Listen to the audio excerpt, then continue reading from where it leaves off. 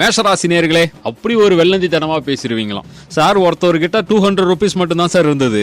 ஆனா அவரும் 4 பிச்சைக்காரர்களுக்கு 100 ரூபாய் கொடுத்தாரு சார். தம்பி 200 ரூபாய் தான் இருந்தது, 4 பிச்சைக்காரங்களுக்கு 100 ரூபாய்னா கணக்கு தப்பா வருது. தப்பு இல்ல சார். எப்படிங்க 4 பேருக்கு நல்லதுன்னா எதுவுமே தப்பு இல்ல. திருச்சி ஓடுவாங்களாம் சார். அடுத்ததாக வரும் நம்ம ரிஷபராசி நேயர்களே, நல்லா இருக்கியான்னு கேட்கறதுக்கும் நல்லா இருக்கிற போல அப்படின்னு கேட்கறதுக்கும் நல்லா இருக்கியான்னு கேட்கறதுக்கும் நல்லா இருக்க போலன்னு கேட்கறதுக்கும் இடைப்பட்ட தூரத்துக்கு பேர் தான் வைத்தெரிச்சல்.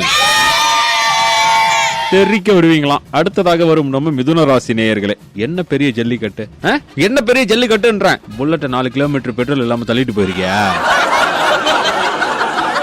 ஓவியா அங்கிட்டு அப்படின்ட்டு பிராக்டிகல் லைஃப புட்டு வைப்பீங்களாம் கடகராசி நேயர்களே. டிவில படம் பார்க்கும் போது படத்துல பாட்டு வந்தா இவர் வேற சேனல் மாத்திருவாராம். மியூசிக் சேனலுக்கு போய் பாட்டு மட்டும் பாப்பாராம்.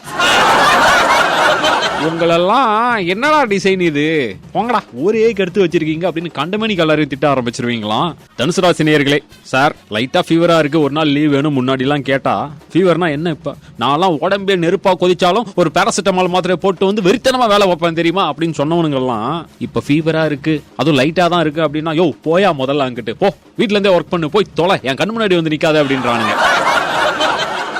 ஒரு வாரம் ரெஸ்ட் வேற எடுக்க சொல்றானுங்க சார். காலம் தான் இவனுங்களை எப்படி மாத்தி வச்சிருக்கு பாத்தீங்களா. நீங்க சொல்லும் போதே அப்பப்பா ஐயோ தனுசு ராசி எப்போது இப்படிதான் பாயிண்ட் பிடிச்சி அறிவா பேசுவாங்க அப்படின்னு வாங்கலாம். அடுத்ததாக வரும் நம்ம மகர ராசி நேயர்களே, புது புத்தகத்தோட வாசம் இருக்கே அவ்வளவு பிடிக்கும் சார். அந்த புது மையோடைய வாசம், அந்த புது தாளோடைய வாசம் எல்லாம் டிவைன் சார். நீங்க அதை ஃபீல் பண்ணிருக்கீங்களா சார்னு நீங்க கேட்கும் போதே ஆக மொத்தத்துல நீ புக்கை திறந்து படிக்கிறது இல்ல,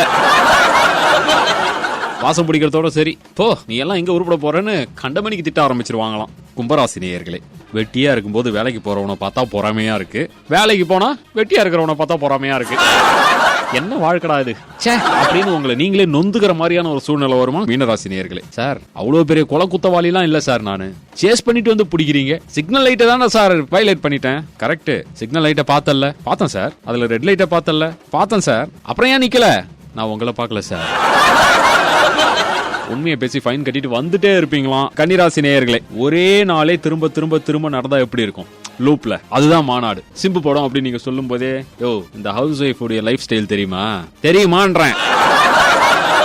அதேதான், டெய்லி எழுந்திருக்கணும், சமைக்கிறோம், பெருகிறோம், துணி துவைக்கிறோம், தூங்குறோம், மறுபடியும் எழுந்திருக்கிறோம், பெருகிறோம், சமைக்கிறோம், துணி துவைக்கிறோம், தூங்குறோம், ரிப்பீட்.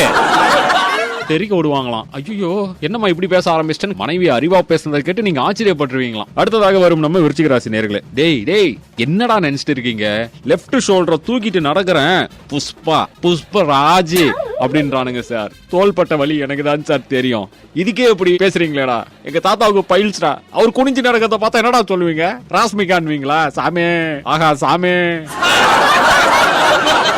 ஐயோ பயல்களா போங்க அங்கிட்டு எல்லாரும் கண்டமேனிக்கு திட்ட ஆரம்பிச்சிருவீங்களா. துலாம் ராசி நேயர்களே, பொங்கல் பண்டிகை எல்லாம் முடிஞ்சுதான்னு கேட்கணும் பிரதர். ஏங்க பொங்கல் எல்லாம் முடிஞ்சுதான்னு கேட்டதுக்கு ஃப்ரிட்ஜ்ல கொஞ்சம் இருக்கு எடுத்துட்டு வரட்டுமா அப்படின்னு பீதியை கிளப்பிட்டா சார் என் பொண்டாட்டி. நல்ல வேலை சக்கரை பொங்கல்ல தண்ணி ஊத்தி வைக்கிற பழக்கம்லாம் இல்ல, இருந்துச்சுன்னு வச்சுங்க அவ்வளவுதான் நம்ம கதி.